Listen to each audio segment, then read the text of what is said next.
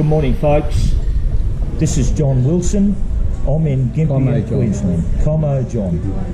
And I'm in Gympie in Queensland, and I'm talking with a guy that has spent a large slice of his life researching and investigating what's happened in this country and how we have lost our sovereignty. And this guy's name is Dick Yardley. Dick has written a book and has got a mountain of evidence, and Dick has got a story to tell, and I've got some questions to ask him. Good morning, Dick. How are you? Morning. Good, thanks, John. Okay. Dick, let's start off. Give us a little bit of background about yourself. You've written a book. Most people know that you were attacked on a farming property. You had this sort of stuff, and that set you on a course of action to spend many years of research. Give us a little bit of background on that. Well, it all started off in 1992 when the council decided to take all the back of our farms for World Heritage Buffer Zone. And I just thought, well, I own the bloody place. Who the frickin' hell do you think you are? Yep. So we fought that, and we didn't realise that the government, Queensland government, which is not the government of Queensland, had taken ownership of all land in Queensland. So we ended up in the courts and through the courts, and after a while I knew that the judiciary were just as corrupt as anything, because they knew when I was talking, what I was talking about would shut me down. And in those days there were very few people of knowledge of what was going on, so we could get shut down quite easily with no hassle whatsoever. Okay. Tell me this, Dick. Who are the parties, like, what is the power sources behind all of this? Is it Freemasonic? Oh, it has to be. Because, you know, sort of, when you look at it, it goes back to, like, I've spoken here at Gympie, I've spoken at 3 different bloody my place places, and they like to have you there, but then they don't want you ever back again. Okay, so you get there, you tell this story at where did you go?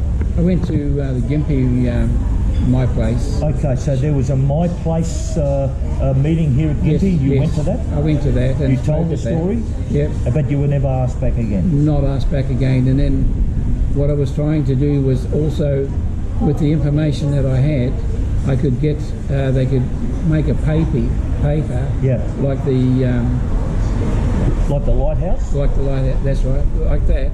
So the paper, like, there's a lot of my places all through Queensland and all through Australia. Yeah. So that could be sent everywhere, so people would get to know the information that I could give. And I rang them back about 3 weeks later, and they said, oh yeah, we're going good. We're having a meeting on Friday. So I went to the meeting, but I was a silly bastard there. They weren't doing a damn thing. Okay, and so I emailed them in Noosa and in Gympie and asked if they could put together a number of people that were very interested in learning, not just like, say, 90 odd people where you get the fluoride look back to you. Yeah, yeah. But people that were definitely interested. I've never heard from them since, and that's quite some time ago. Okay. So that's interesting, folks. That's interesting. You've got my place groups up here at Gympie and elsewhere. You've got a man with a fantastic story to tell, impeccable research to back every word he makes, but when he goes to tell that story, not interested. Not interested. What does that tell you? Yeah, my place works on councils, and you turn around and not one local government in this state or in this country, or every state, not one local government has given raw assent to the local governments. And you've got to turn around, like in Queensland here, stipulates they've got a corporation seal, the act is copyrighted, and you turn around and it stipulates in the act that local government as established under this act. That means it's just nothing to do with beforehand, it's established at this point here and now. Yep. And so your local government is under their corporation system.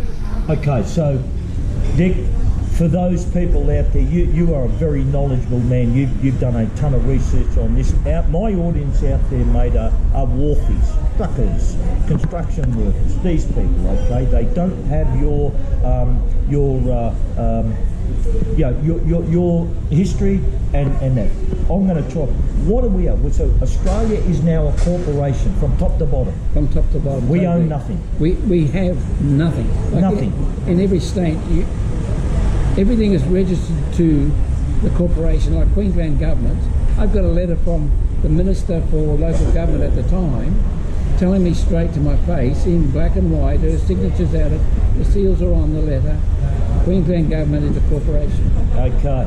So when are we going to bloody well learn? Okay, Dick, what do we have? What would the best description?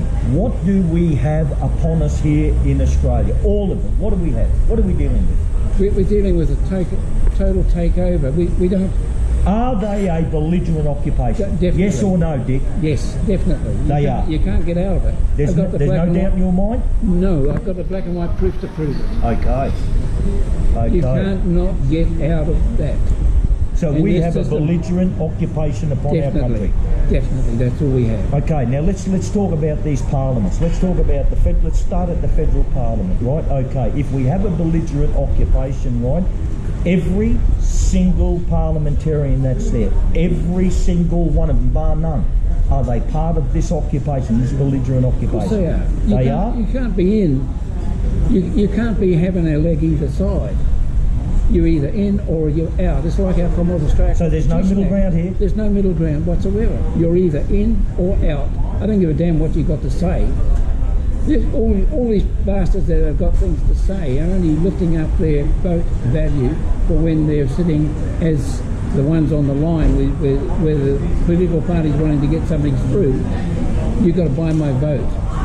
And they're selling their vote for a hell of a lot of money. Tell me, Dick, does this pass the pub test? Does this pass the pub test at any single parliament? With Pauline Hanson, Malcolm Roberts, Antic, any of them, can they claim, would it pass the pub test if they claim that they did not know that they were part of a belligerent occupation? That's bullshit. They will hang the same as the rest. So they know? Yes, definitely they know. And what you've got to look at, this treason against, well, if you want to go into the technicalities, there's treason against the Crown, there's treason against our Constitution, there's treason against the people. So they'll hang. And treason still holds the death penalty. Okay, well this is getting interesting, this conversation, Dick. So you're saying they're aware of it? Of course they are. Okay, they know it? Of course they do. Shit almighty. They swear their oath to the Queen of Australia. What the hell's that? Okay. What about our institutions? Let's come down and start looking at the police. They're mercenaries dressed in a costume. So they're mercenaries, they're not law enforcement? No, you can't have, if there's no, we're a constitutional monarchy under our Commonwealth Australia Constitution. We're not a democracy and we're not a republic. In 1999 we voted to be whether we're going to become a republic or not. The people said no to that, so we're not a republic. Yes. And we are still a constitutional monarchy. So that makes the police, because they don't have any constitutional authority, Crown or constitutional authority, that makes the police nothing better than costume-wearing mercenaries. Okay, so we're now looking at law enforcement with guns, dogs, horses, frequency weapons, right? And they are a foreign mercenary force dressed in costume. So let's move into these courts. What about the courts? All of them, all jurisdictions, what are they? Nothing. They're actually all your judiciary. Like, I've been through quite a few courts, quite a number of times. Every bloody judge and even the magistrate knew, I was only in front of one magistrate, but all the other Supreme Court judges and District Court judges, they all knew what I was talking about. And because we started off at this about, hell, I'd say maybe 10, 15 years, maybe 15 more years ago, when I was in the courts, there weren't many people fighting the issue, so it was very easy for them to shut me down and kick me out. And I can remember one time Crown Law, and I couldn't understand why Crown Law were taking me to court to shut me out. But since they turned around and they said to the judge, well, the judge ended up, the judge and myself had a blue, and the judge turned around and said to Crown Law, he can't win in this court, can he? And the Crown Law said, no, he can't. but they wanted to hit me on an indemnity basis, and the judge said to me, "What do you think about that?" And I said, "I don't give a shit what you think." I said, "I'll take this straight through the High Court." And he just said, "You'll do no damn good there either." So they knew this whole court system was linked up, and it was like nothing to do with Crown, because the political parties created their own private high court system in 1979. They created their own federal police system. The first thing they did in their own Australian federal police was take out Commonwealth police. They created everything under the Queen of Australia, and that's a statutory instrument. It's got not living. Okay. So Dick, let's get this clear. We have no parliamentary democracy. No. We have no judicial law and order. No. We have no policing, arresting law and order. We're a lawless country. We are a lawless country. Yeah. Okay. So we can't vote our way out of this. No. We can't seek remedy in any court. No. We can't ask the police to enforce. There's even the High Court judge, when I've forgotten his name, when he was in Chief Justice of the High Court, he turned around and said, "We're under parliamentary supremacy." So where's your separation of powers? Okay, so The politicians run the whole frigging thing. Okay, so I'm talking remedy here, Dick. Remedy. We've got no remedy. We got no remedy. None. Unless we stand together, we got no remedy whatsoever. So we're now back to people power. If we don't have people power, we have nothing. We got nothing. Nothing. Okay. Dick, we have a belligerent occupation. Let me ask you this question, mate, face to face, man to man. Would you support a national strike in this country to remove this belligerent occupation? I'm calling for one. Would you support it? Of course, it's the only way. Otherwise, if we don't win it peacefully, we win it, or we'll end up in Rule 303. Okay. And that to me, you've got all these people sitting in Parliament, all these judges of the High Court, the Supreme Court, of the states, all these judges are sitting there with a noose around their neck. So they're either going to wake up or they're going to hang. Okay. So Dick, again, brother, I want to make sure I've got this clear. We've only really got one choice here going forward. We must withdraw our cooperation, all our energy, all our focus. We must level a citizen, a people's strike, a national strike to bring down this belligerent occupation. Is that your view? Yes. Okay.